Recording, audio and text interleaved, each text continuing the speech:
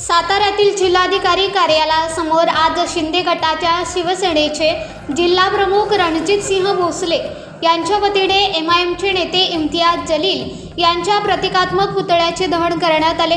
हिंदू हृदय सम्राट बाळासाहेब ठाकरे यांनी महाराष्ट्रात जातीचे राजकारण आणले या इम्तियाज जलील यांनी केलेल्या विधानावर शिंदे गटाच्या शिवसेनेने जलील यांच्या प्रतिकात्मक पुतळ्याची गाढवावरून दिंड काढून जोडे मारत पुतळ्याचे दहन केले।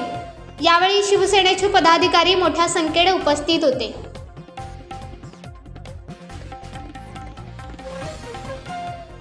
इम्तियाज जलील यांनी आमच्या हिंदू हृदय सम्राट बाळासाहेब ठाकरेंचं राजकारणाबद्दल वाईट शब्द बोलले, अपशब्द बोलले आणि हे आम्ही शिवसैनिक एकनाथजी शिंदे साहेबांचे शिवसैनिकांनी खपून घेणार नाही, हे मात्र आम्ही त्याचा आज निषेध करत आहोत। अरे कहा हो जनाब उद्धव साहब ठाकरे, आप कहा हो? आदित्य साहब ठाकरे, जनाब आदित्य साहब ठाकरे कहा हो?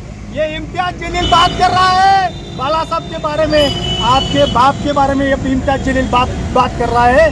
आप कहा हो? हर रोज बोंगा मारने वाला वो संजय राउत कहाँ है? जनाब संजय राउत अभी किस बिल में जाके छुपे हैं आप सब लोग?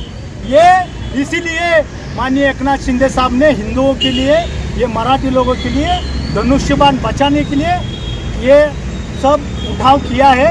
और ये उठाव क्यों किया है? इम्तियाज जलील सर के बड़वे लोग ऐसा बाला साहब पे बोलने लगे।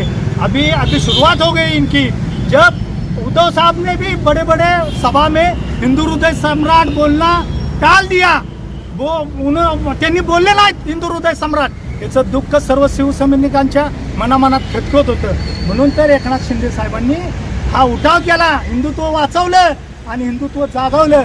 या हिंदुत्वाच्या खाली, धनुष्यबाणाच्या खाली आम्ही सर्वजण आहोत आणि इथून पुढे सुद्धा त्यांच्या बरोबरच राहू।